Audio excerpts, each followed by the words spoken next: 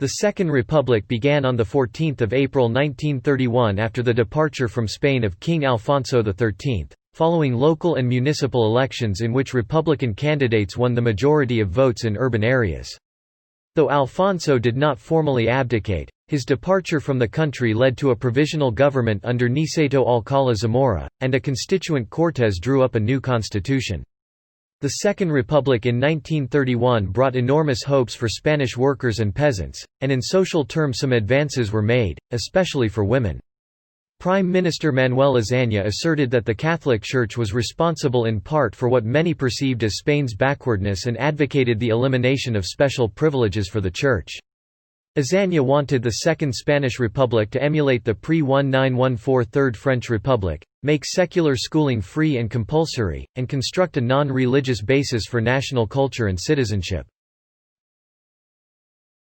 Following elections in June 1931, the new parliament approved an amended constitutional draft on 9 December 1931. The constitution introduced female suffrage, civil marriage and divorce.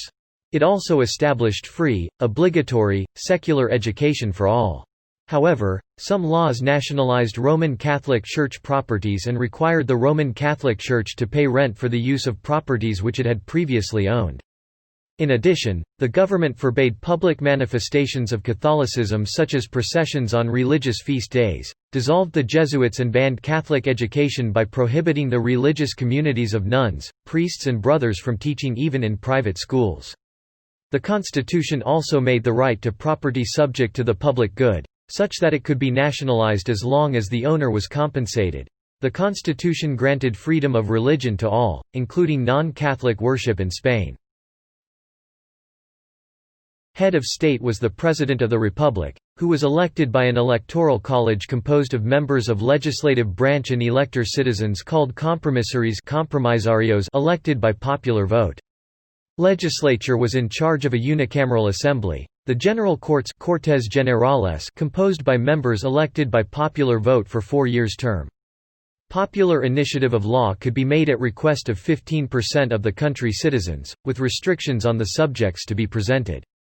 Executive branch was exercised by a prime minister Presidente del Gobierno, appointed by the President of the Republic and General Courts, and a cabinet of ministers.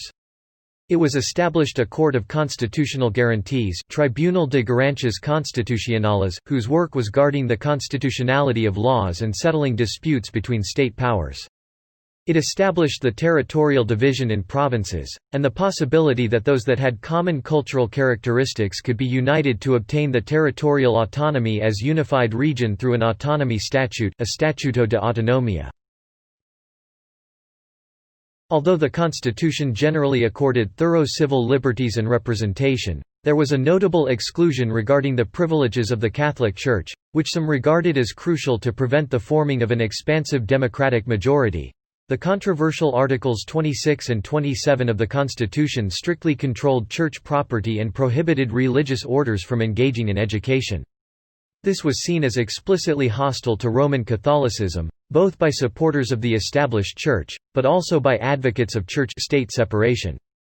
One such advocate of separation, José Ortega y Gasset, stated, "The article in which the Constitution legislates the actions of the Church seems highly improper to me."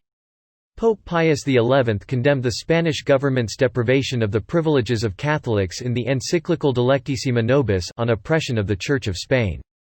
In October 1931, José María Gil Robles, the leading spokesman of the parliamentary right, declared that the Constitution was stillborn, a dictatorial constitution in the name of democracy.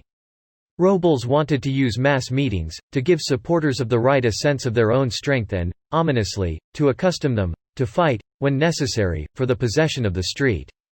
The conservative Catholic Republicans Alcala Zamora and Miguel Mora resigned from the government when the controversial Articles 26 and 27 of the Constitution, which strictly controlled church property and prohibited religious orders from engaging in education, were passed. Francis Lannon calls the Constitution divisive, in that the articles on property and religion, prioritizing state power, had a disregard for civil rights, and ruined the prospect of the development of a Catholic, conservative, republicanism. Likewise, Stanley Payne agrees that the Constitution generally accorded a wide range of civil liberties and representation with the notable exception of the rights of Catholics, a circumstance which prevented the formation of an expansive democratic majority. Since the far left considered reform of these aspects of the Constitution as totally unacceptable, commentators have opined that, the Republic as a democratic constitutional regime was doomed from the outset.